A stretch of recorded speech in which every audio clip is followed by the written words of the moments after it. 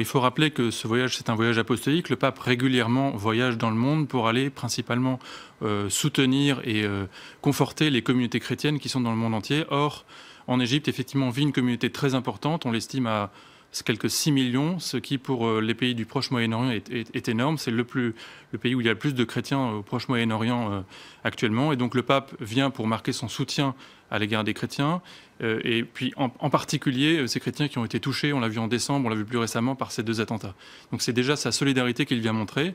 Après, effectivement, on l'a vu, la première journée est plutôt consacrée au dialogue interreligieux, aux retrouvailles entre guillemets avec l'université Al-Azhar, donc la haute autorité du monde sunnite, avec laquelle le Vatican donc a souhaité que des liens soient rétablis. Justement, qu'est-ce que ça peut changer très concrètement? On se demande toujours, on voit, ce sont des images fortes, de voir l'imam de l'université Al-Azhar prendre dans ses bras le pape. C'est une image forte, effectivement, entre les 2 religions. Mais au-delà de ça, est-ce que ça change quelque chose, un voyage comme celui-ci? Oui, alors déjà, il y a le symbole. Effectivement, c'est quelque chose de très fort de voir un chef religieux musulman d'une très haute importance comme le grand imam d'Al-Azhar et le pape s'embrasser. C'est le signe que les chrétiens et les musulmans peuvent parfaitement et ont à cultiver une amitié, une connaissance, un respect.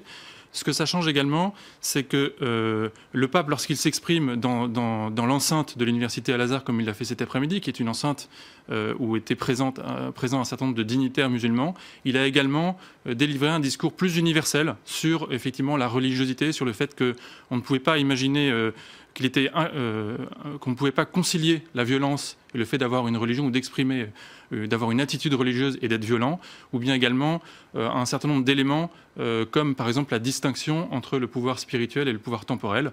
Donc il participe aussi quelque part à un dialogue au sein même du monde musulman. Alors on parle beaucoup des chrétiens coptes en Égypte, on le sait, ils sont la cible privilégiée de l'organisation État islamique notamment. Quelle est la situation plus largement des chrétiens d'Orient aujourd'hui? Alors leur situation, elle est complexe, elle est contrastée suivant les pays. Il y a des pays où ils sont tout à fait, où ils vivent dans de bonnes conditions. Il y a des pays où, comme en Arabie Saoudite, il n'y a pas une église. Donc les situations sont vraiment très différentes suivant les pays. Ce qu'il faut bien voir aussi, c'est qu'ils sont très souvent utilisés comme boucs émissaires ou instrumentalisés dans le cadre de conflits qui ont plus des arrière-plans politiques. C'est le cas en Égypte. Il y a des évêques coptes aujourd'hui qui disent qu'ils ne sont pas visés en tant que chrétiens, mais en tant que pour montrer finalement que le maréchal al-Sisi ne maîtrise pas la sécurité dans son pays.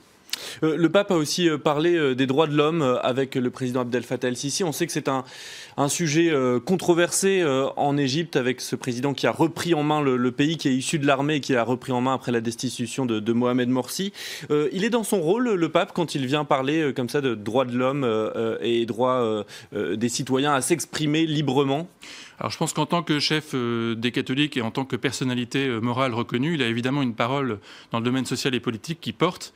Il ne fait pas de politique, mais il donne des grands principes.